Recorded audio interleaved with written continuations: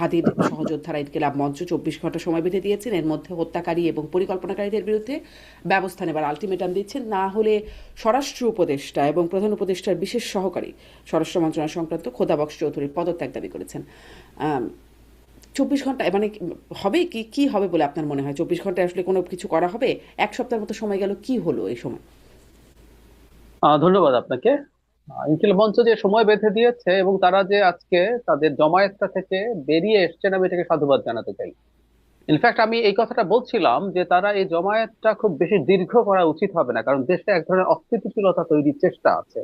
যখন জমায়েত থাকে তখন কোনো ধরনের স্যাবোটাজ হতে পারে, যেটাকে কেন্দ্র করে অস্থিরতা ছড়িয়ে পড়ার সম্ভাবনা থাকে। বিশেষ করে আমরা যখন নির্বাচনের তফসিল ঘোষিত হয়েছে, আমাদের নির্বাচনের মধ্যে চলে গেছে, এবং টেকনিক্যালি যদি চিন্তা করে এই ধরনের জমায়েত হওয়া এই তফসিল পরবর্তী সময়ে হওয়ার কোনো যৌক্তিকতা ছিল না, এবং এটা আইনেও সমর্থন করে না। যাই হোক, তাদেরকে আমি প্রথমত এটাকে ধন্যবাদ জানাই। অপরাধী ধরা এবং ব্যবস্থা নেওয়া আসলে 24 ঘন্টা হওয়া সম্ভব না, কিন্তু সরকারের হাতে একটা কাজ করার স্কোপ অন্তত আছে, সেটা হলো স্বরাষ্ট্র মন্ত্রণালয়ের পুরো সেট, শুধু উপদেষ্টা না, উপদেষ্টা, বিশেষ সহকারী, সচিব, আইজিপি, এই চারজনকেই আসলে সরিয়ে দেওয়া উচিত হতো বহু আগে, এখনকার কথা বলছি না। এই সরকারের সবচেয়ে অক্ষম এবং অথর্ব মন্ত্রণালয় স্বরাষ্ট্র মন্ত্রণালয়, মানুষ এটা বলতেই পারে। আমরা এই কথা যখন বলছি, এটাকে মাথায় নিয়ে বলছি যে শেখ হাসিনা বাংলাদেশের পুলিশ বাহিনীকে ধ্বংস করে দিয়ে চলে গেছে, তার কনফিডেন্স সমস্যা হয়েছে, তারপরও বলছি যা যা হবার কথা ছিল, যেভাবে কথা ছিল, ওইটা মাথায় রেখেও তার কাছাকাছি দূরে থাকুক, তার অর্ধেক এক তৃতীয়াংশ করতে পারি। সুতরাং এই সেটটা আগেই পাল্টানো দরকার ছিল। আমি বহুদিন একটা কথা বলতাম যে উপদেষ্টা বা বিশেষ সহকারীকে সরালে সমস্যার সমাধান হয়ে যেত, আমি এটা কনফিডেন্টলি বলতাম না, কিন্তু সরকার যখন কাউকে পরিবর্তন করে তখন বোঝা যায় তিনি একটা কগনিজেন্সে নিচ্ছেন, যে আমি রেকগনাইজ করছি এখানে ঠিকঠাক মতো কাজ হচ্ছে না, ঠিক আছে আমি একটু চেঞ্জ করে দেখি। So, এটা ক্যাবিনেটেরই আর কাউকে দেন বা বাইরে থেকে কাউকে আনেন, আপনি এটাকে রেকগনাইজ করলেন। এখন সরকার যখন এটা করে না, তার মানে এটা হচ্ছে সরকার পাত্তা টাত্তা দিচ্ছে না। সুতরাং 24 ঘন্টার মধ্যে আমি ধারণা করি সরকার ক্যাবিনেটে কোনো চেঞ্জ আনতেও পারে, কারণ এই ওসমান হাদির মৃত্যুকে কেন্দ্র করে শেষ পর্যন্ত যে জায়গায় গিয়ে পৌঁছেছে, সরকারের পটেনশিয়াল আরো বেশি অস্থিরতা ঠেকানোর জন্য, যেটা তার হাতে আছে। আসামিরা ইভেন ইন্ডিয়াতে চলে গেছে কিনা এটা হুম। নিয়ে প্রশ্ন আছে। আর যদি নাও গিয়ে থাকে, তাদেরকে 24 ঘন্টার মধ্যে যে ধরে ফেলা যাবে সেটা নাও হওয়া সম্ভব, কিন্তু সরিয়ে দেওয়া দায়িত্বশীল সেটা হতে পারে। সেটা হলে কি এখন মানে সরকার করবে। পরিস্থিতি, হ্যাঁ, সরকার করবে কিনা এক নাম্বার প্রশ্ন। মানে জি, সেটা করলে, মানে না করলে পরিস্থিতি কেমন দাঁড়াবে, এবং করলে পরিস্থিতি শান্ত হবে কিনা, আলটিমেটামের একটা সময় দেওয়া আছে। মানে আমরা এখন একটু ওই যে ঘর পোড়া গরু সিঁদুরে মেঘ দেখলে ভয় পায়, এরকম একটা অবস্থার মধ্যে মনে হয় পৌঁছে গেছি, যে কি যেন হয়ে যায় কিনা আবার, সেই একটা উদ্বেগ তো থাকে আপনার। জি, ডাক্তার সাহেব যদি বলেন এই কিছু। উদ্বেগ আছে, এই উদ্বেগ থাকবে না তা বলছি না, এই উদ্বেগ আছে। এবং যেহেতু সরকার এতদিন ধরে করেনি, মানে মানুষের জীবনের জানমালের নিরাপত্তা, মব তৈরি হওয়া যে কোনোখানে, যে কোনো ঘটনা ঘটতে থাকা ক্রমাগত, এগুলো তো আছে। ইভেন আমরা শুধু উসমান হাদির কথা বলবো কেন, প্রথম আলো, ডেইলি স্টার, উদয়চিৎ, ছায়ানট, এসব জায়গায় যে ঘটনা ঘটলো, উসমান হাদি কিন্তু হঠাৎ করে একটা গানশট ইনজুরিতে মাথায় কিন্তু সেই রকম ভাবে যদি আঘাত লাগে, মানুষ মোমেন্টে মারা যেতে পারেন, জাস্ট হুম। সেকেন্ডসে মারা যেতে পারেন। কিন্তু ওসমান হাদি তো বেঁচে ছিলেন ফর সাম ডেইজ। ইভেন ওনার মৃত্যুর আগের দিন প্রধান উপদেষ্টা বলেছেন যে তাকে সিঙ্গাপুরের মন্ত্রী জানিয়েছে তার অবস্থা খুবই সংকটাপন্ন, এবং এবং উনি বলছেন জনগণকে শান্ত থাকার জন্য, লাস্ট বাক্যে কিন্তু এটা বলেছেন। তার মানে উনি জানেন এই অস্থিরতার সুযোগ আছে। তো তাহলে প্রস্তুতি কোথায়? তাহলে প্রস্তুতি কোথায়? পুলিশ, সেনাবাহিনী সহ ওগুলো ঠেকাতে পারেনি কেন? সেই কারণে আমি বলছি যে ও লং ওভার ডিউ, এটা করা উচিত। না হয় আসলে শুধু ইনকিলাব মঞ্চ না, অন্য নাগরিকদের মধ্যে এটা নিয়ে সবসময় প্রশ্ন আসবে। এখন আসলে এই মন্ত্রণালয় যখন পাচ্ছে না, তখন প্রশ্ন শুধুমাত্র এটা না, প্রশ্ন এখন সামনে একটা নির্বাচন আছে, সেই নির্বাচনে কি করবে, যেখানে 300 সিটে প্রার্থীরা নির্বাচন জি, আছে। কেন ঠেকাতে পারেনি এটা তো খুবই বড় একটা আলোচনা। সেই আলোচনাটা আমি আরেকটু পরে যাব। জনাব শামসুজ্জামান দুদুর কাছ থেকেও আমি আপনার কাছে আপনার মন্তব্য জানতে চাই। 24 ঘন্টায় কিছু পরিবর্তন হবে? স্বরাষ্ট্র উপদেষ্টা অতীতে নিজেও একরকম প্রতিশ্রুতি করেছেন যে যখন সাবেক রাষ্ট্রপতি চলে গেলেন দেশের বাইরে, তখন তিনি বলছিলেন যে যে পালিয়ে গেলেন, তার পেছনে কারা আছে এটি বের করতে না পারলে, ব্যবস্থা নিতে না পারলে তিনি নিজেই পদত্যাগ করবেন। একটা তদন্ত কমিটিও গঠিত হয়েছিল, কিছুই হয়নি সেই তদন্ত কমিটি বা পদত্যাগের বিষয়টিও তিনি বেমালুম ভুলে গেছেন। 24 ঘন্টায় কি কিছু হবে? এটা একটু ছোট্ট করে শুনে আপনার কাছে আমি আপনার জন্য যে মূল প্রশ্ন সেটাতে আসবো। জি। 24 ঘন্টায় এই পারপাসে কিছু হবে কিনা আমি ঠিক বলা মুশকিল, তবে টেনশন বাড়বে। সরকার থাকলে, সেই সরকার যদি কার্যকর সরকার হয়, তাহলে টেনশন কমে। সরকারের পদক্ষেপ, সরকারের উদ্যোগ, সরকারের সিনসিয়ারিটি, এইগুলো যদি কার্যকর থাকে, কার্যকর সরকার থাকে, তাহলে তার কিছু প্রতিফলন থাকে। বিশেষত ওসমান হাদির মানে গুলি বর্ষণের মুখোমুখি হওয়ার পরে যারা হত্যাকারী হিসাবে বা খুনি হিসাবে অথবা গুলি বর্ষণকারী হিসাবে আমরা যাদেরকে পরবর্তীতে দেখেছি, চিহ্নিত করেছি, তার বাইরের কিছু মানুষকে গ্রেপ্তার করা হয়েছে, কিন্তু আসল ক্রিমিনাল হিসাবে যাদেরকে আমরা দেখেছি বা প্রচার মাধ্যমে বা সরকারের বিভিন্ন মহল বিশেষের বক্তব্যে, তারা কিন্তু কেউ গ্রেপ্তার হয় না। মিডিয়ার মারফত আমরা জেনেছি তারা দেশ থেকে চলে গেছে, সত্য মিথ্যা আমি জানি না।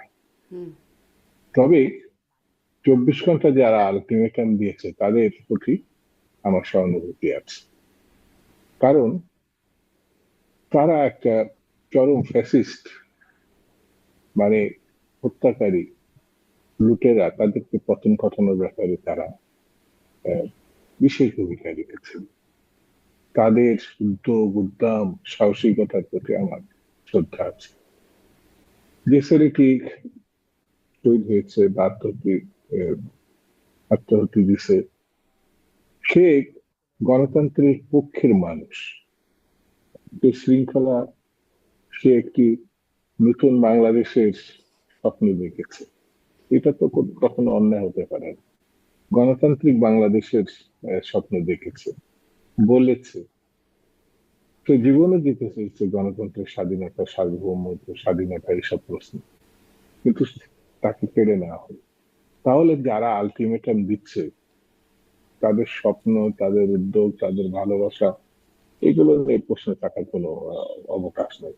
তারা তো তার বন্ধু, তার নেতা, তার সহকর্মীর হত্যার বিচার এবং হত্যাকারীদের গ্রেপ্তারের দাবি জানাতেই পারে। কিন্তু স্বরাষ্ট্র উপদেষ্টা বা স্বরাষ্ট্র উপদেষ্টার সঙ্গী সাথীরা, বিশেষত আইন শৃঙ্খলার সঙ্গে নিয়ন্ত্রণে যারা যুক্ত, তারা একেবারেই পুরাপুরি ভাবে উদাসীন আমি বলবো না, কিন্তু কি করছে, তাদের প্রতি যে মানুষের আস্থা, বিশ্বাস, শ্রদ্ধা, এগুলো ক্রমেই বিলুপ্তি হওয়ার পথে। এই জন্য আমার কাছে মনে হয় 24 ঘন্টার আলটিমেটাম আমরা বাংলাদেশকে একটা ব্যর্থ রাষ্ট্রের দিকে নিয়ে যাব না কার্যকর রাষ্ট্রের দিকে রাখবো, সেটা এখন খুব জরুরি প্রশ্ন। প্রশ্নটা এই কারণে, সামনে নির্বাচন।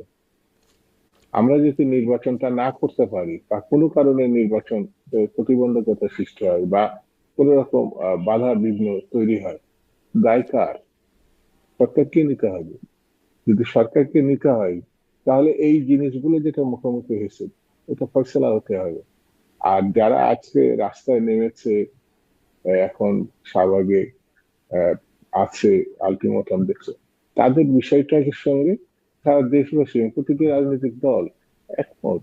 সেই জন্য সম্পর্ক যেন ফারাক বেশি না বাড়ে। আমার মনে হয় কার্যকর পদক্ষেপ না নিলে 24 ঘন্টা পর কি হবে এটা সরকারও জানে কিনা আমি জানি না, তবে মানুষ এই 24 ঘন্টার পর কি হবে এই টেনশনে তো অবশ্যই আছে। যে এই টেনশন, মানে কার্যকর পদক্ষেপ, বিষয়টা ওই যে মানে প্রথম আলো ডেইলি স্টারের উপরে চোখের সামনে হামলা হলো, আগে থেকে হ্যাঁ, তারা আরেকটি জিনিস আমি বলি। সহায়তা চেয়েও পেল না, আরেক- অতএব কার্যকর পদক্ষেপের ব্যাপারটা খুবই একটা মানে না, সন্দেহ আমি বা আমি উদ্বেগ আরেকটু জানানোর বলি, বিষয়। মানে এক নিশ্চয়ই, মিনিট। সেটি নিশ্চয়ই। হচ্ছে যে এই ঘটনার প্রেক্ষিতে প্রথম আলো, ডেইলি স্টার অথবা উদীচী, তারপরে সাংস্কৃতিক প্রতিষ্ঠানগুলোতে যেভাবে আক্রমণ হয়েছে, এটা কিন্তু ঘোষণা দিয়ে হয়েছে। একেবারে সোশ্যাল মিডিয়াতে, ফেসবুকে আমরা দেখেছি ঘোষণা দিয়ে হচ্ছে, কিন্তু সেই জায়গায় মানে আইন শৃঙ্খলা বাহিনীর ন্যূনতম কোনো ভূমিকা ছিল, এটা আমার চোখে পড়েনি। মানে প্রচার মাধ্যম থেকে যতটা আমরা খেয়াল করেছি, লক্ষ্য করেছি। তাহলে সরকার থাকলে কি হতো, আর না থাকলে কি হতো, এর ব্যবধানটা আমি ঠিক বুঝতে পারছি না। এই যে নির্মমতা, এবং কারা করছে এটা আমরা সবাই জানি। আর এখনো পর্যন্ত কয়জন গ্রেপ্তার হয়েছে মানে ওই ওই সঙ্গে সংগঠিত আমরা জানি না।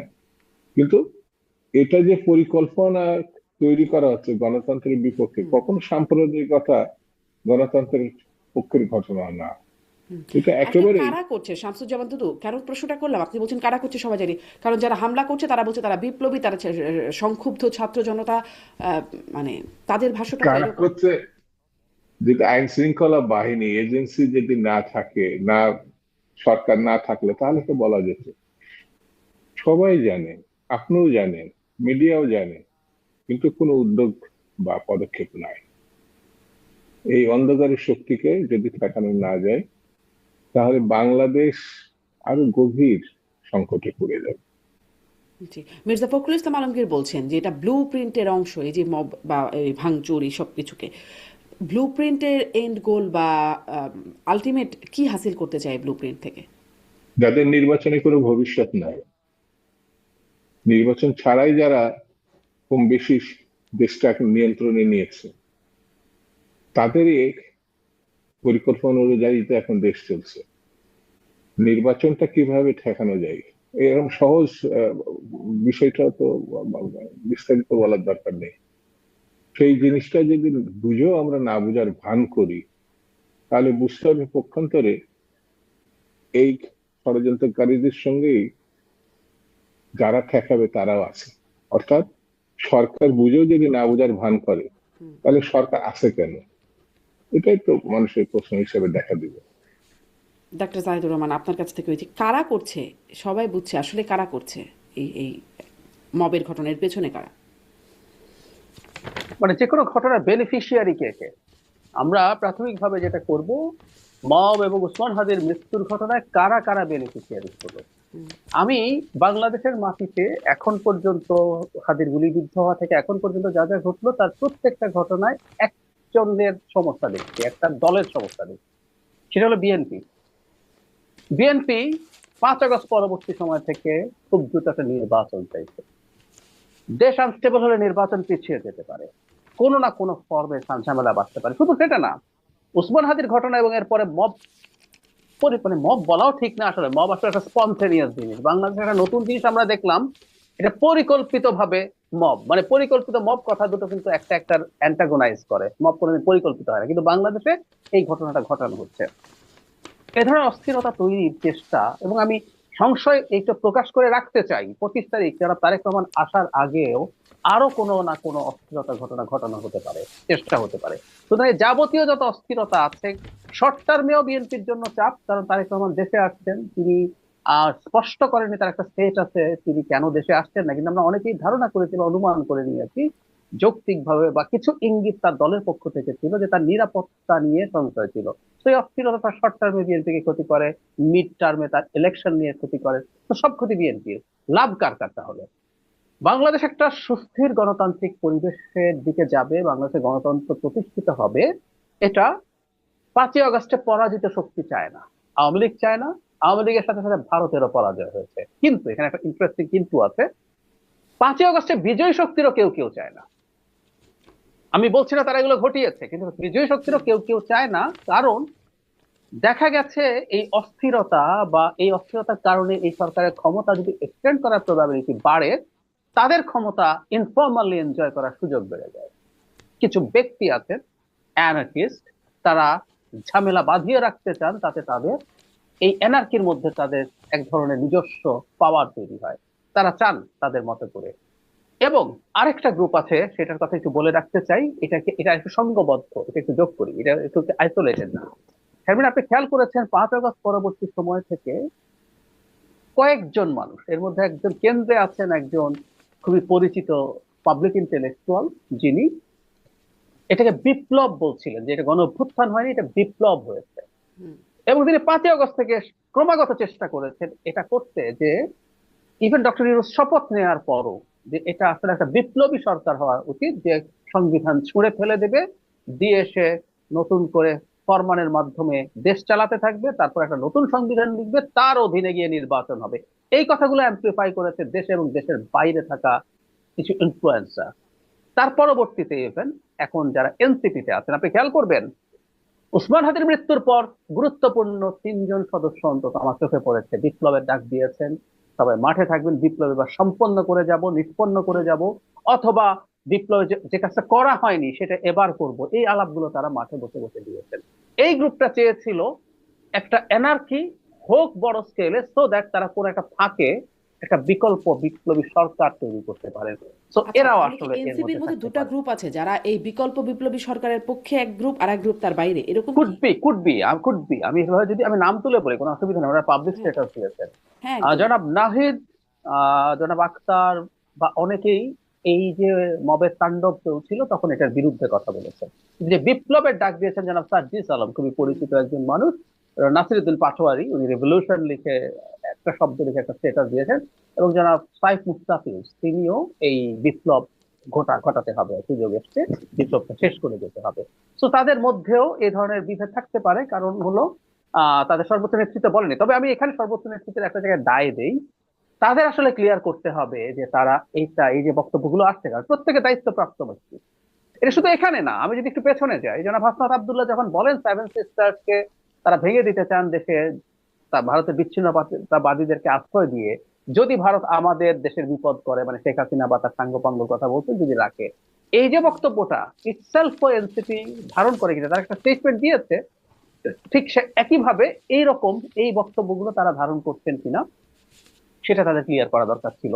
যেহেতু করেন নাই, আমরা এখন পর্যন্ত বলবো যে এক ধরনের সায়ও হয়তো সর্বোচ্চ নেতৃত্বের আছে। ওই যে একটা বিখ্যাত কথা আছে না, গুড কপ ব্যাড কপ খেলা, কেউ একজন এটা বলবে, আবার হুম, হুম, তাদেরই হুম, সাথে হুম। কেউ একজন গুড কপ হবে, হতেও পারে এটা। জি। আহ, মানে ভারত বিরোধিতার জায়গা যেটা, সেটার প্রসঙ্গে আমি একটু কথা বলবো। জনাব শামসুজ্জামান দুদু, এর মধ্যে আমরা কিন্তু দেখলাম যে একজন বিএনপি নেতার বাড়িতে তালাবদ্ধ করে আগুন দেয়া হলো। সেই বাড়িতে তার শিশু মেয়ে, 7 বছরের মেয়েটি মারা গেল। বংশালে বিএনপির কার্যালয়ে অগ্নিসংযোগ করা হয়েছে, সেই খবরটিও দেখলাম গণমাধ্যমে। মানে এগুলো কারা করছে, কেন করছে, আপনারা কি জানেন? এখনো পরিষ্কার না, যেহেতু তদন্ত পর্যায়ে আছে। তবে এটা বলা যায়, যারা বিএনপির লক্ষ্য অথবা বক্তব্য বিরোধী, অর্থাৎ যারা নির্বাচনের মধ্য দিয়ে একটি নির্বাচনী মানুষের ভোটাধিকার প্রয়োগের মধ্য দিয়ে একটি নির্বাচিত সরকার প্রতিষ্ঠা হোক, গণতন্ত্রের দেশ ফিরুক, এটা যারা বিরোধী, আমার কাছে মনে হয় তাদের সঙ্গে এদের সংশ্লিষ্টতা থাকতে পারে। একটু আগে ডাক্তার জাহিদ সাহেব বেশ চমৎকার একটা কথা বলেছেন, সেটি হচ্ছে এইসব ঘটনার মধ্যে দিয়ে কারা লাভবান হচ্ছে, বেনিফিশিয়ারি কারা। তো কারা এরকম একটি অস্থির পরিস্থিতির মধ্যে দেশকে রাখতে চাচ্ছে, এটা আমরা সবাই জানি এবং সবাই বলেছি যে সামগ্রিক যে সংকটটা দেখা দিয়েছে দেশে, এটা প্রতি সরকার, প্রতি স্বৈরতান্ত্রিক ফ্যাসিস্ট সরকার সকল ইনস্টিটিউশন, গণতান্ত্রিক ইনস্টিটিউশন ধ্বংস করে দিয়েছে, এটা তছনছ করে দিয়েছে। যে কারণে বাংলাদেশে আহ, এখন চট করে একটি ভালো নির্বাচন করাও খুব কঠিন ব্যাপার। সম্মিলিত প্রচেষ্টায় এটা সম্ভব হতে পারে। তো সেই গণতান্ত্রিক ব্যবস্থায় যেটা আমরা মুক্তিযুদ্ধের মধ্য দিয়ে অর্জন করেছিলাম, সেই গণতন্ত্র কখনো এসেছে, কখনো চলে গেছে। কিন্তু গণতন্ত্রের জন্য একটি জাতি যুদ্ধ করেছে, স্বাধীনতার জন্য যুদ্ধ করেছে, এমন জাতি তো দক্ষিণ পূর্ব এসে একটাই আছে, সেটা হচ্ছে বাঙালি জাতি, বাংলাদেশি জাতি। এই জাতির গণতন্ত্রের প্রতি যে সহমর্মিতা, মায়া, ভালোবাসা, এটা কিন্তু বারবার তারা প্রমাণ করেছে। সেই কারণে এখন যারা এই যে শিশু কন্যাটাকে হত্যা করলো, এই বংশালে আগুন দিল পার্টি অফিসে, বা অন্যান্য বিচ্ছিন্ন ভাবেও তারা এটা করছে, তারা কিন্তু বিএনপি কে মোকাবেলা করতে চাচ্ছে না। তারা একটি সন্ত্রাসমূলক পরিস্থিতির মধ্যে তারা ক্ষমতাকে রক্ষা করতে চাচ্ছে, এটা আমার কাছে মনে হয়েছে।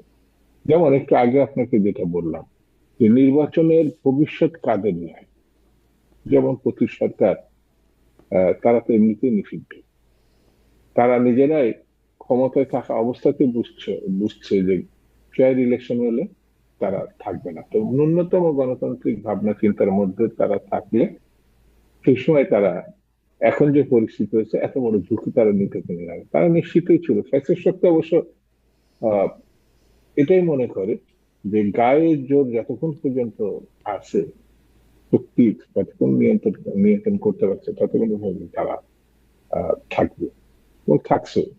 তো এখন প্রতীক সরকার অর্থাৎ আওয়ামী লীগের যারা পলায়নবাদী, যারা ভারতে তো আছে এবং এই দেশেও কিছু আছে তাদের অনুচর, তো তারা মিলেমিশে মনে করছে নির্বাচন হলে তাদের ভবিষ্যৎ নাই।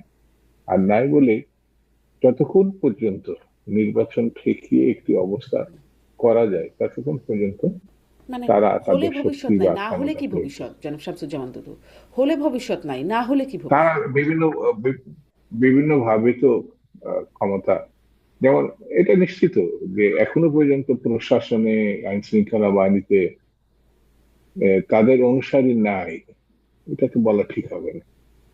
ওইভাবে যেমন হাজার হাজার কোটি টাকা লোপাট করেছে, বিদেশে প্রশাসন পাচার নাকি করেছে। আপনারা আর জামাতরা মিলে ভাগাভাগি করেছেন, সেটি তো উপদেষ্টা মাহফুজ আলমের চোখের সামনে হয়েছে বলে তিনি বলে গেলেন।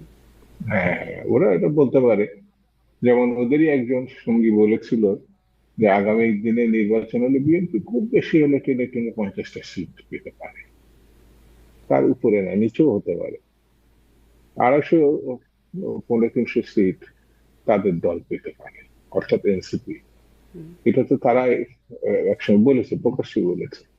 তো তাদের ভাবনা চিন্তা এরকম নেই।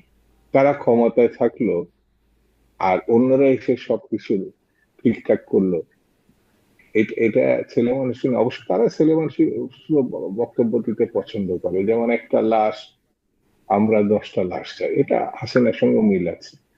তো এইসব কথাবার্তা বলে তো লাভ নাই, ক্ষমতায় থাকলে স্মরণীয় হতে পারত, গণতন্ত্রের সপক্ষে কাজ করার ভূমিকা রাখতে পারত, এগুলো তারা রাখেনি। তো এখন সেই কারণে আমার কাছে মনে হয়েছে যে যত তাড়াতাড়ি যে নির্বাচন মুখী করা যাবে দেশকে, তো পরিস্থিতি যত দ্রুত নিয়ন্ত্রণ করে স্থিতিশীল করা যাবে, ততই দেশের জন্য ভালো হবে, এটা আমার কাছে মনে হয়।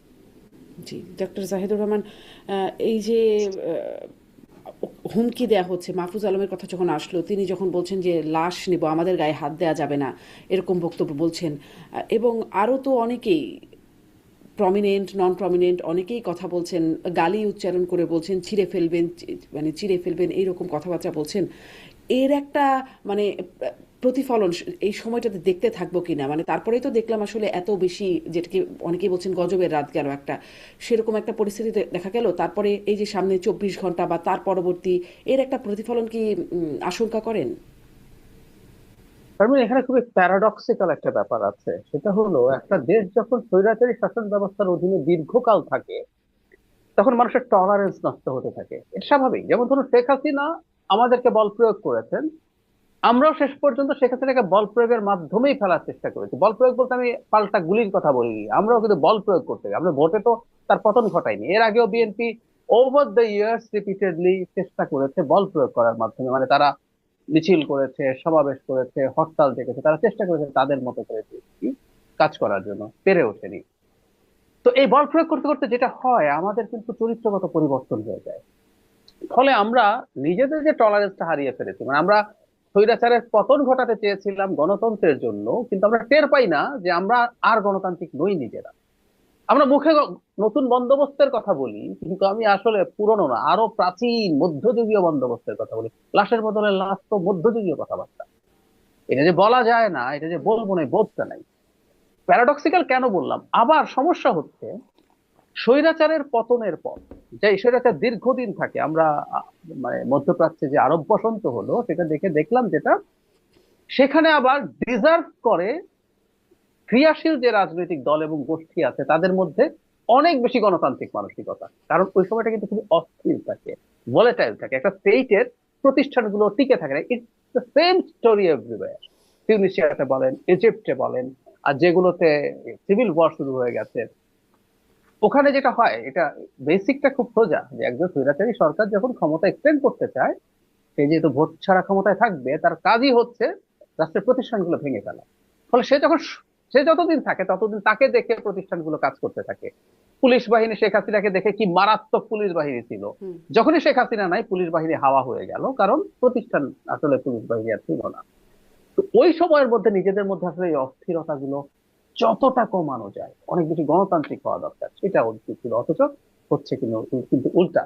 আর এই এনসিপি তরুণদের দিক থেকে, বিশেষ করে মাহফুজ আলম, যাকে এক ধরনের তাত্ত্বিক বলে মানে মোটামুটি এগ্রি করা হয় এনসিপির, তিনি যখন এই ধরনের বক্তব্য দেন, এটা আমাদের এই অস্থিরতা ছড়িয়ে দিতে খুব সিরিয়াসলি সাহায্য করে, এবং এটা খুবই অ্যালার্মিং। আমি মনে করি এই জিনিসগুলো সরকারের কগনিজেন্সে নেওয়া দরকার।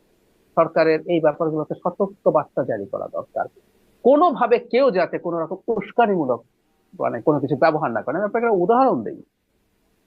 ধরুন আমরা মব মব করছি, যে এরা পত্রিকা ভাঙছে, ছায়ানট ভাঙছে, ইত্যাদি ইত্যাদি। আপনি মিডিয়াতে পাবেন জাহাঙ্গীরনগর ইউনিভার্সিটির জাকসুর এক সিভিল নেতা, রাকসুর ভিপি, হুম। তারা প্রকাশ্যে বলছেন যে এগুলো শেষ করে দিতে হবে, এগুলো ধ্বংস করে দিতে হবে, প্রকাশ্যে বলছে, এগুলো ডকুমেন্ট আছে। তো এগুলো যখন আপনি বলছেন, আপনি কি ব্যবস্থা নিয়েছেন? ঠিক একইভাবে যারা মাহফুজ আলম বা ওই সমাবেশে অন্যরা যা বলছেন বা অন্য জায়গায় যা বলছেন, যারা অ্যাগ্রেসিভ কথা বলছেন, স্ল্যাং ব্যবহার করছেন, এগুলো কিন্তু এই অস্থির সময়টাকে আরো বেশি অস্থির করে দিতেই পারে। সুতরাং কেউ কেউ বলেন যে সমাবেশে মাঠের রেটারিক একটু অ্যাগ্রেসিভ হতেই পারে, কিন্তু কোনোভাবেই এটা সেই সময় না। এটা খুবই খুবই ভোলাটাইল একটা সময় আমরা। আমি এই বিষয়টা শামসুজ্জামান দুদু আপনার কাছে শুনতে চাই। আনিস আলমগীর তিনি টকশোতে কথা বলেন, সাংবাদিক, তাকে বলা হচ্ছে তিনি নানান রকম উস্কানি দিয়েছেন, সন্ত্রাস দমন বিরোধী আইনে তাকে গ্রেপ্তারও করা হলো, তার বক্তব্যের মাধ্যমে তিনি উস্কানি দিয়েছেন। এইটা হচ্ছে তার একটা মূল অভিযোগ। আরও আসলে কি অভিযোগ সেটাও আমি খুব স্পষ্ট হতে পারিনি। সেটাকে উস্কানি ভেবে তাকে গ্রেপ্তার করা হলো। অন্যদিকে এই বক্তব্যগুলো চলছে নানান রকম স্ল্যাং ব্যবহার করে, নানান রকম হুমকি ধামকি, এবং তার প্রতিফলন দেখাও যাচ্ছে, ভাঙচুর হচ্ছে। আহ, এটা কি আসলে উস্কানি না? সরকার মানে এই বিষয়ে নিষ্ক্রিয়? আপনি এই প্রসঙ্গে কি বলবেন? নাকি এরা বিপ্লবী, তাই এরা করতেই পারে এটা? আমি ঠিক উস্কানি শব্দের সঙ্গে একমত না, যেভাবে তাকে বলা হয়েছে। আর সব ব্যাপারে মামলা এবং গ্রেপ্তার, এই ব্যাপারেও আমি একমত না। আমরা দীর্ঘ 15-16 বছর ধরে যে আন্দোলন করেছি, যত মামলা এবং কথায় কথায় গ্রেপ্তার, গুম, অপহরণ, নির্যাতন, এটার মুখোমুখি হয়েছি। তো গণতান্ত্রিক ব্যবস্থার ফেরার একটা সম্ভাবনা দেখা দিয়েছে। তো ভিন্ন মতের একটা ব্যাপার থাকবে। এবং আনিস আলমগীর যে কথাগুলো বলছিলেন, সেগুলো জবাব দেওয়ার লোক থাকতে হবে। সরকারের পক্ষ থেকে না থাকলে অন্যান্য রাজনৈতিক দলগুলো এগুলো জবাব সাংবাদিকতার ক্ষেত্রে থাকতে হবে। তবে একটি বিষয় হচ্ছে, অতীত সরকার এটা নিষিদ্ধ রাজনৈতিক দল হিসাবে। তা আমরা এই সমাজে জানি যে নিষিদ্ধ যে পণ্য সেটা ব্যবহার করা, প্রকাশ্যে আনা, এটা আইনত দণ্ডনীয়। সেটি রাজনীতির ক্ষেত্রে একসময় কমিউনিস্ট পার্টি, যারা সশস্ত্র পন্থায় ক্ষমতা দখলের মধ্য দিয়ে নির্বাচনের না, তারা কিন্তু নিষিদ্ধ ছিল, এবং সেটা শিকদারে হত্যাই করেছে শেখ মুজিব। তো তার মানে তো সেরা শিকদার তার রাজনৈতিক আদর্শ বা তার রাজনৈতিক লক্ষ্য এটা সাধারণ খনির মতো না। তো তার রাজনীতি সম্বন্ধে ভিন্ন মত থাকতে পারে, বিতর্ক থাকতে পারে।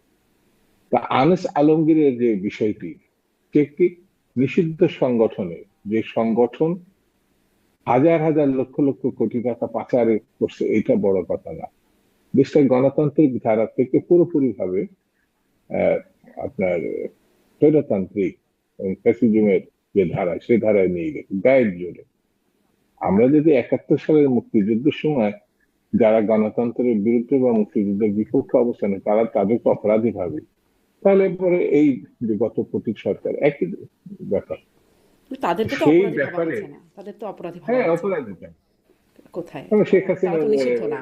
তারা তো নিষিদ্ধ আইনত হচ্ছে দণ্ড না, তাদের বিরুদ্ধে তো আইনগত ব্যবস্থা নেওয়া হচ্ছে না, বা তারা তো মানে রাজনীতি করতে না, পারছে না। যেমন এই যে পতিত সরকারের দখলদার প্রধানমন্ত্রী বলবো, তাকে যে দণ্ডিত করা হয়েছে আইনের মধ্য দিয়ে। তো এই এই দণ্ডের মধ্যে দিয়ে তো তাদের সমর্থক, শুভানুধ্যায়ী এদের তো বোঝা উচিত যে তারা কোন পক্ষ অবলম্বন করেছে। সেই জায়গায় তাকে গ্রেপ্তার বা মামলা, এটাকে আপনি বাদ দিবেন না। কিভাবে? ও যদি একটি সুস্থ গণতান্ত্রিক ধারার পক্ষে, ও যদি ওই ধারার পক্ষে থেকে কথা বলে, নিষিদ্ধ সংগঠন অথবা ফ্যাসিজমের পক্ষ অবলম্বন করলে, তাহলে আপনার তার প্রতি সহমর্মিতা। গত সরকারের সময় যারা, আমরা নিজেরাও, সে মানে আপনি কি রাজনীতিবিদ, মনে সে করেন আনিস আলমগীরকে সাংবাদিক, গ্রেপ্তার করাটার একটা মানে যৌক্তিকতা আছে? যৌক্তিক এটা আদালত বলবে। আমি তার ফ্যাসিজমের পক্ষে, যেমন হিটলারের নাৎসির অনুসারীরা এখনো যদি কোনো জায়গায় থাকে, তার বয়স যদি 100 হয়, সে গ্রেপ্তার হবে, সে বিচারের মুখোমুখি হবে। তো তার সে তো যে পক্ষ অবলম্বন করেছে, সেটা তো নাৎসিদের যে সংগঠনের অনুসারী আওয়ামী লীগ তো বাংলাদেশে, সেই নাৎসির পক্ষ অবলম্বন করেছে।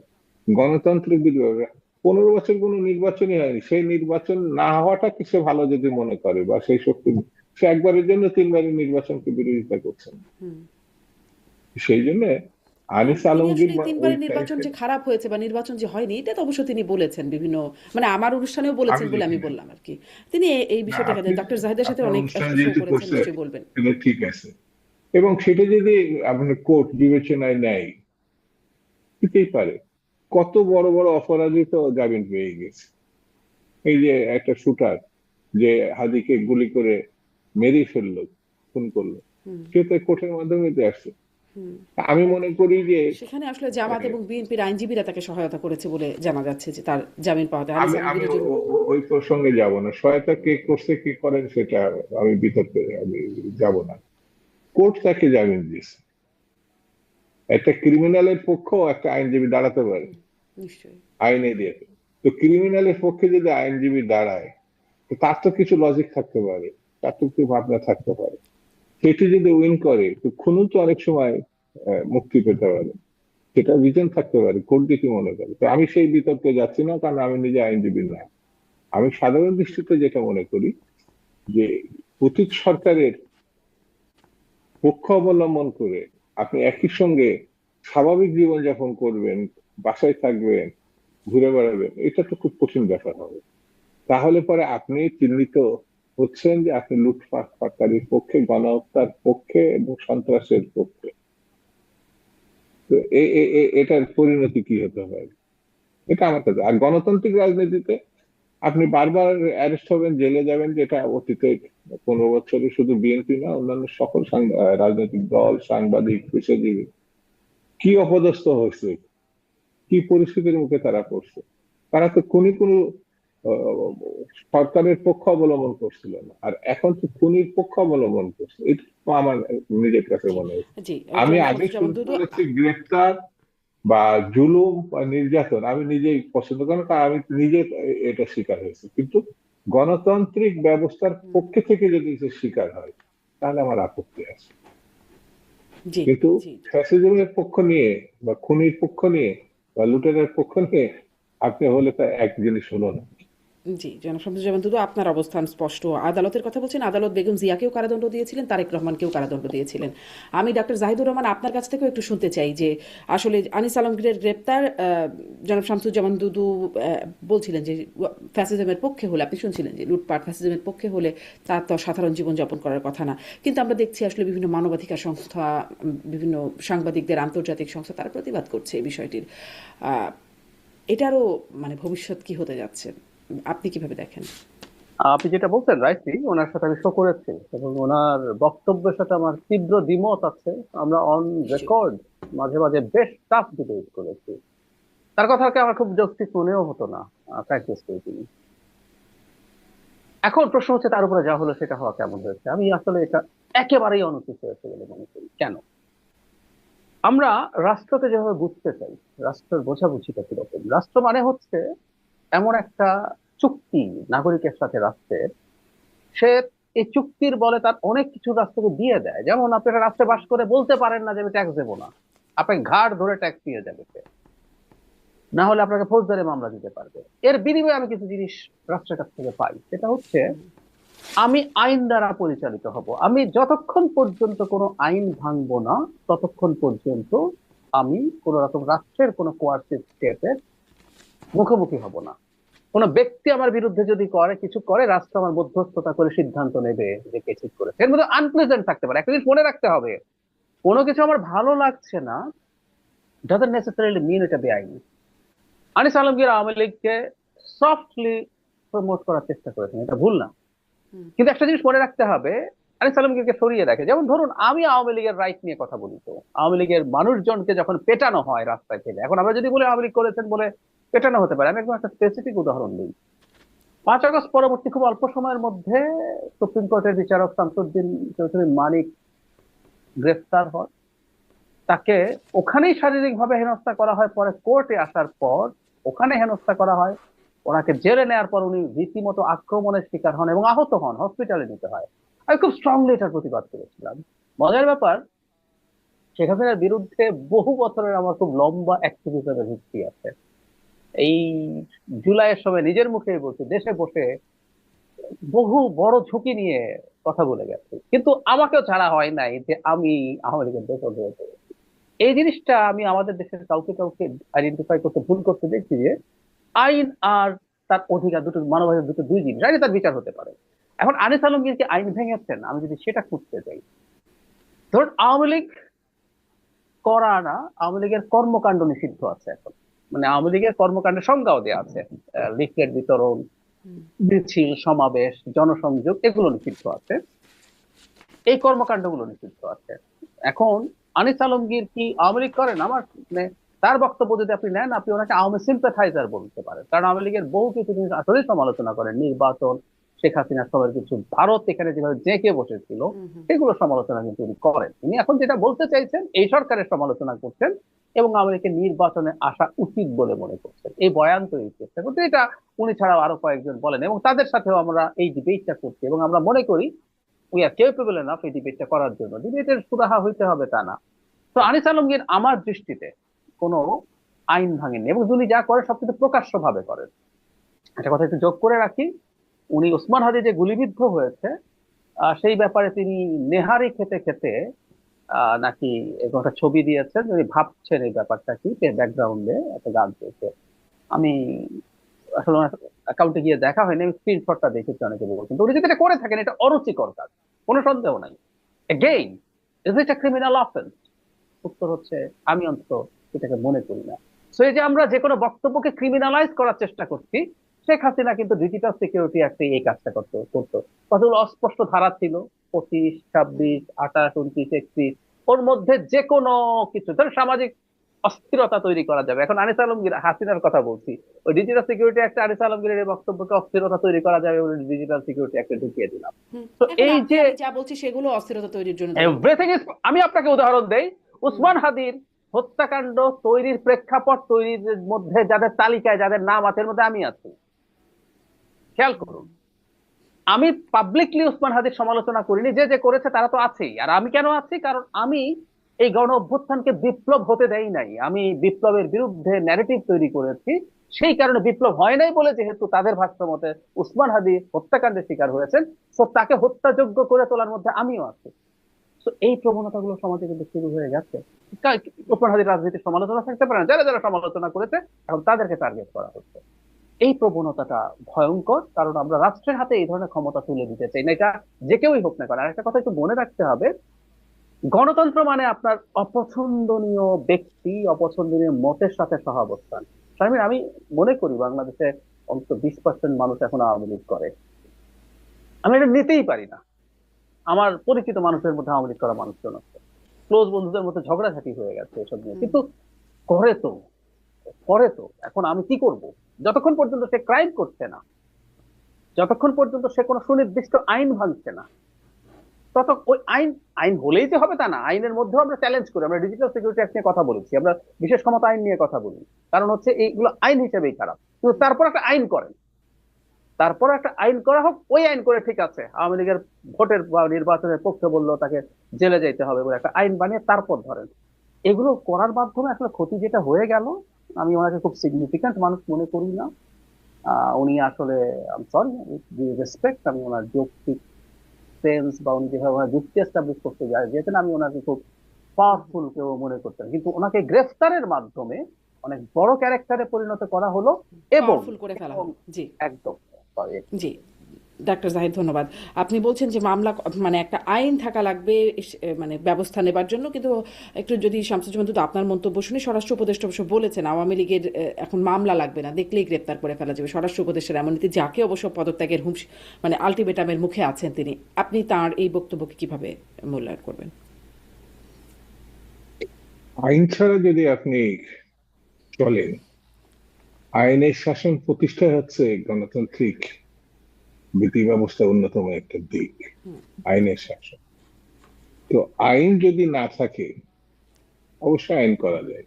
এখন পার্লামেন্ট নাই, তারপরেও সরকারি সিদ্ধান্তে এটা পরবর্তীতে আইনে রূপান্তরিত হতে পারে পার্লামেন্টে পরবর্তী সরকারের সময়।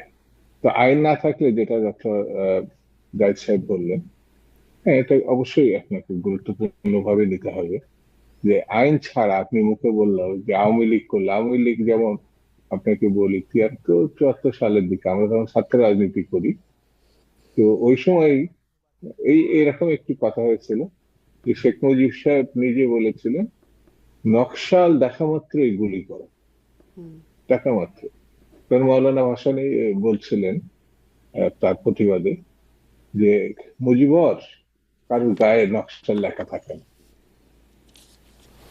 তো বিষয়টি এখন এইরকম, আপনার আইন নাই, অথবা আমাকে পছন্দ হয় নাই, অথবা অন্য যে কোনো একটা ঘটনার আমার বিরোধিতা করেছে, মানে ব্যক্তিগত একটা কোনো ঘটনা আছে, এইভাবে যদি আপনি দেখি, তাহলে পরে গণ অভ্যুত্থানকে তো আপনি প্রশ্রয় ফেলে দাও। গণ অভ্যুত্থানটা যারা করেছে, এই যে আমাদের হাদি, আমাদের সন্তান তুল্য, তারা যে জীবনে উৎসর্গ করলো কিসের জন্য? গণতন্ত্রের জন্য, সুশাসনের জন্য, সভ্য সমাজের জন্য। সেটি যদি না থাকে, হ্যাঁ, আমি অবশ্যই বলবো যে যেটা ডাক্তার জাহিদ বলেছেন, যেটা আপনি বলছেন, এবং ডক্টর ইউনূস সাহেবের সরকারের পক্ষ থেকে বলা হয় আওয়ামী লীগ দেখা মাত্রই, তো আমাদের কি বলবো, সমাজের উত্তরণ যে ঘটানো, সেটা যেন সবাই প্রতিযোগিতা করে কি করে খারাপের দিকে নেওয়া যায়, মানে ভালো কিছু না, খারাপের দিকে নেওয়া যায়, এটাই যেন প্রতিযোগিতা শুরু হয়। কিসের জন্য? আওয়ামী লীগ তো নিষিদ্ধ সংগঠন, আমি ধরে নিই তার কার্যক্রম নিষিদ্ধ করেছে, তার বিরুদ্ধে মামলা দিতে পারে যে সে এই ঘটনাগুলোর সঙ্গে যুক্ত, দেখতে হবে। কিন্তু এটি আবার আওয়ামী লীগ যা করেছে, বা 15 বছর ধরে শেখ হাসিনা যেটা করেছে, তো একই কাজ এখনো যদি চলতে থাকে, তাহলে আমার মনে হয়, যেমন আমি একটু সংশোধন করি, সেটা হচ্ছে আনিকা আলমগীর, তার সঙ্গে ভিন্ন মত অবশ্যই থাকতে পারে। আমি নিজেও বললাম সে ফ্যাসিজমের পক্ষ অবলম্বন করেছে। এই যে ডক্টর জাহিদ যেটা বললেন, হ্যাঁ, এটা আমি জানতাম না, কথাগুলো এখন শুনলাম। হ্যাঁ, খারাপ লাগতেই পারে যে আদির গুলিবিদ্ধ হওয়ার পরে সে আহ, মানে ও ছবি টবি দিত ফেসবুকে, ওই সময় নেয়ারি খেতে খেতে ওই কথাগুলো, এটা রুচিকর তার মনে হয়নি, আমারও মনে হয়নি। তো ও অন্যভাবেই কথাগুলো আনতে পারে, এই জিনিসগুলো হয়তো তার বিপক্ষে গেছে। কিন্তু প্রশ্নটা যেটা হলো যে আওয়ামী লীগের রাজনীতির সুযোগ আসবে কি আসবে না, এটা আওয়ামী লীগই তাদের ভূমিকার মধ্য দিয়ে সামনে আসতে হবে। যেমন আওয়ামী লীগের রাজনীতি এই জায়গায় নিয়ে অন্যরা যায় নাই, তার নেত্রী, তার সংগঠনের নেতারা, তাদের ভূমিকা, কার্যক্রম, তার সরকার, এসব মিলিয়ে তো আজকে তারা নিশ্চয়ই তারা তাদের এই কার্যক্রমের জন্য অবস্থা। তাদের এই পরিণতি। জি, এখন সামনে এই তারা কি পরিণতি করবে আর তাদের বিরুদ্ধেও কি হবে সেটিও নিশ্চয়ই আমরা দেখবো। জানাব শামসুজ্জামান দুদু, একটু ওই প্রসঙ্গে ছোট ছোট করে আপনাদের কাছ থেকে জানতে চাই যে একটা ভারত বিরোধী এবং যুদ্ধান্তেহী যে একটা অবস্থান তৈরি হচ্ছে, সেটা নিয়ে আসলে বিএনপি কি অবস্থান ব্যক্ত করবে? মানে আমরা যেটি যেটি কথা ডক্টর জাহিদও বলছিলেন যে হাসনাতের সেই বক্তব্য, বিচ্ছিন্নতাবাদীদেরকে আশ্রয় দিতে হবে, সেভেন সিস্টার্স আলাদা করতে হবে। শুধু তো হাসনাত না, এর আগে আমরা রাওয়া ক্লাবের সভাপতি ব্রিগেডিয়ার আমান আজমি, তাদের মুখ থেকে শুনেছি, আমরা মাহমুদুর রহমান আমার দেশের সম্পাদক তার কাছ থেকে শুনেছি ভারত অঘোষিত যুদ্ধ মানে ইতোমধ্যেই ঘোষণা করে ফেলেছে না। সার্জিস আলম বলছেন উই আর ইন ওয়ার, ফেসবুকে তিনি স্ট্যাটাসে লিখছেন। এবং আমি দেখছিলাম যদি মানে ভুল না হয়, মানে ফেসবুকে অন্তত যা দেখছিলাম যে ওসমান হাদির স্ত্রী তিনি হিসেবে আখ্যায়িত করে বলা হচ্ছে যে তিনি বলছেন, মানে তিনি তার বক্তব্য আমি শুনছিলাম যে 18 থেকে 45 এই বয়সী মানুষকে ট্রেনিং করে ভারতের বিরুদ্ধে যুদ্ধের জন্য প্রস্তুত করতে হবে, এই আহ্বানও তিনি সরকারকে জানাচ্ছিলেন। মানে এই সেন্টিমেন্টটাকে আপনি কিভাবে দেখছেন? আপনি সবার কথা বললেন, সরকারের কথা বললেন না। সরকার মনে করছে ভারতের সঙ্গে সম্পর্ক উন্নয়নের জন্য তারা উদ্যোগী হয়েছে।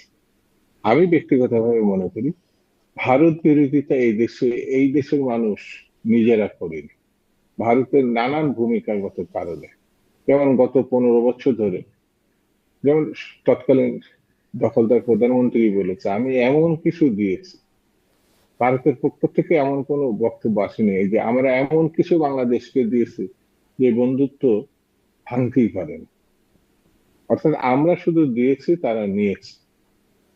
তো ভারতের বিরোধিতা, এটা আমার মনে হয়েছে যে বাংলাদেশে না, ভারতই পর্যায়ক্রমে এই পরিস্থিতি তৈরি করেছে। আর এই দেশে কিছু রাজনীতিবিদ বা ভূমিকা বা মানুষজন আছে যারা তাদের সামর্থ্যের মধ্যে মনে করে ভারত বিরোধিতা এখানকার মানুষ একসময় আহ মানে 47 আগে, অর্থাৎ হিন্দু মুসলিমদের যে সম্পর্কের কারণে তো পাকিস্তানের পরে বাংলাদেশ, তো নানান কারণে এক ধরনের ধার্মিক একটা ঘটনা। আর এটা তো আপনি অস্বীকার করা যাবে না যে এই গণঅভ্যুত্থানে অন্যান্য কি উত্থান ঘটেছে জানি না, সাম্প্রদায়িকতার একটা উত্থান ঘটেছে। এটা বদরুদ্দীন অমসারী বলেছেন, পরে আমার কাছে মনে হচ্ছে বিভিন্ন ক্ষেত্রে এর ছাপ আছে।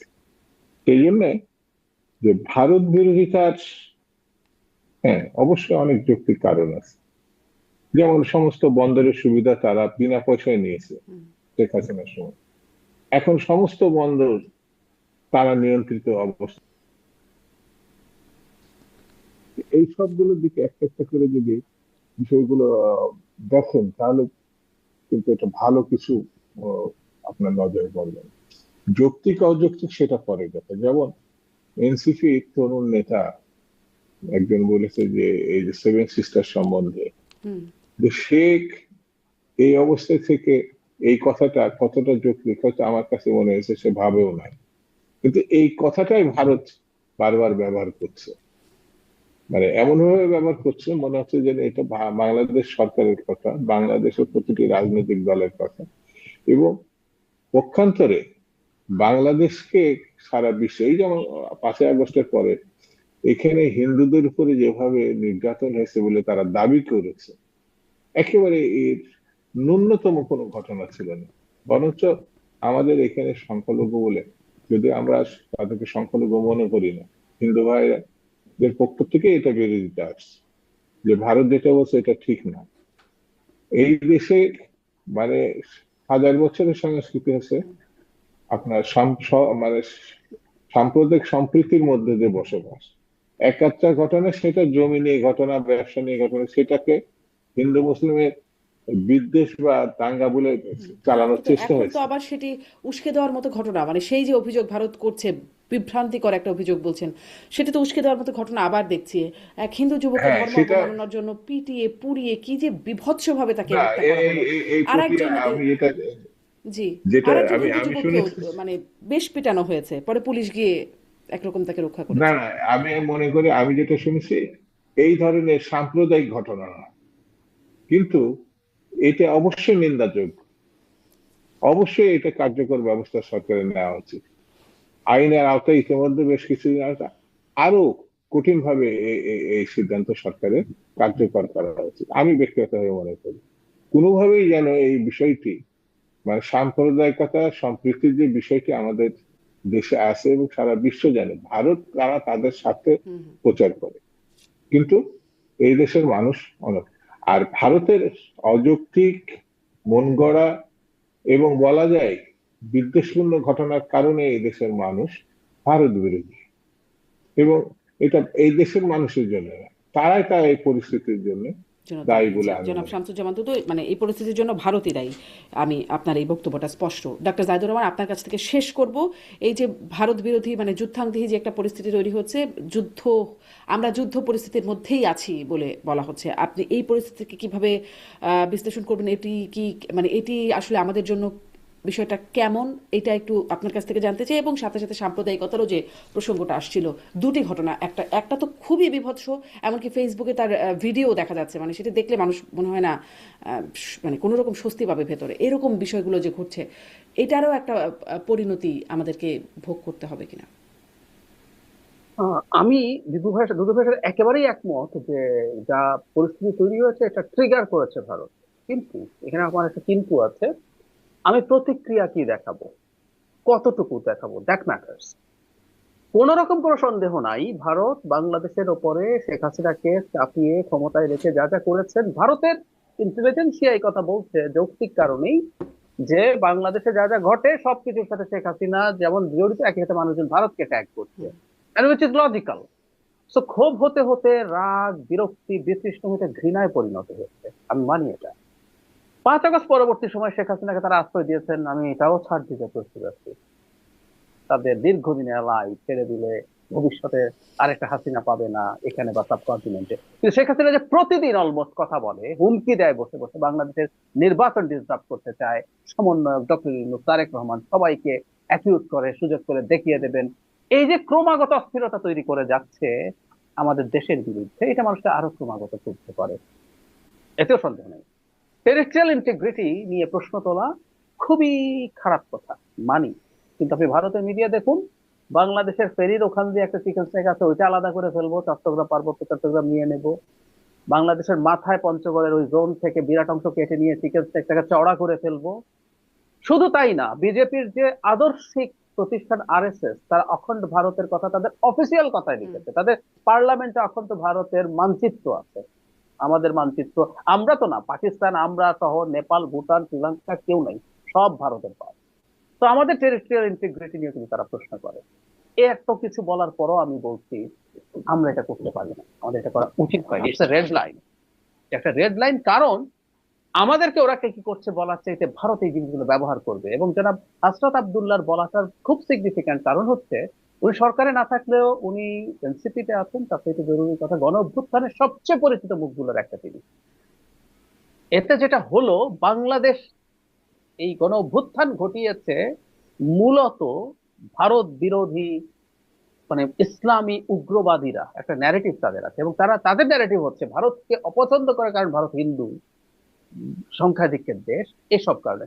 সেই ন্যারেটিভ গুলো ট্রাকশন পাওয়ানো সহজ হবে। আমরা ভারতের সমালোচনা করতে পারি, করতে হবে, করা উচিত হবে। আমি আমি নিজে কট্টর ভারত বিরোধী মানুষ বলে আমি মনে করি না। আমি প্রচুর ভারত মানে ভারতের সরকার এবং পলিসির বিরোধিতা, জনগণের বিরোধিতা না, পলিসির বিরোধিতা। কিন্তু এই পর্যায়ে যাওয়া উচিত বলে আমি কোনোভাবেই মনে করি না। টেরিtoriয়াল ইন্টিগ্রিটি নিয়ে প্রশ্ন এখানে না, মানে এটা রাস্তায় রাজপথের ইয়েতেও হবে না, বরং ভারতের কাছে দাবি জানানো। আমি একটা বিএনপির কর্মসূচির কথা বলতে চাই, যে তিস্তা নিয়ে তারা বিশাল মশাল দিয়ে রাতের বেলা সমাবেশ করেছেন জনাব দুলু তার এলাকাতে, হাজার হাজার মানুষ। তো আমাদের এই দাবিগুলো এইভাবে ক্রমাগত জানিয়ে যেতে হবে, কোনো জিঙ্গোইজম না। জিঙ্গোইজম হয়তো মানুষের মধ্যে তো ক্ষোভ আছে, ঘৃণা আছে, মানুষ পছন্দ করে, কিন্তু এটাকে আমি সমর্থন করি না। তো জি, ঘৃণা রাগের কারণ ভ্যালিড, কিন্তু প্রতিক্রিয়ার একটা সীমা থাকা উচিত বলে মনে করি। আর আপনি বলছেন সাম্প্রতিকতার রেডলাইন, হ্যাঁ। ক্ষেত্রে আমি মনে করি যে বাংলাদেশে এই ধরনের প্রবণতা আসলে আগেও ছিল, কিন্তু আগে, ইভেন শেখ হাসিনার সময়ের কথাও বলবো, যে এই সো কল্ড তৌহিদি জনতা, আমি একদিন বলছিলাম আপনাদের এত হ্যাডাম কোথায় ছিল এতদিন, আপনারা শেখ হাসিনার সময় এগুলো করেন নাই কেন? এমনকি শেখ হাসিনা করার সময় তারা এই সাহসগুলো পায়নি, এই অন্তর্বর্তী সরকারের সময় তারা এই সাহসগুলো পাচ্ছে, কারণ সরকার ব্যবস্থা নেই। এই যে একজন মানুষকে পিটিয়ে পুড়িয়ে ফেলা হলো, শুধু সেটা না, উনি কারখানা থেকে, কারখানার কর্তৃপক্ষ মবের হাতে তাকে তুলে দিয়েছে, এটা পত্রিকাতেই এসছে। আচ্ছা, তার তিনি পেছনে যে পুলিশের কাছেও গিয়েছিলেন, পুলিশও পরে তাকে মানে আশ্রয় দেয় নাই, সেখান থেকে সে আশ্রয় মবের দেয়, হাতে গিয়ে এরকম। ভয়ঙ্কর ব্যাপার। আপনি যদি প্রয়োজন হয় এখানে স্টেপ নেওয়ার জন্য, ওতে সর্বোচ্চ বল প্রয়োগ করলে হলে একটা দুটো করতে হতো, তাহলে এগুলো বন্ধ হতো।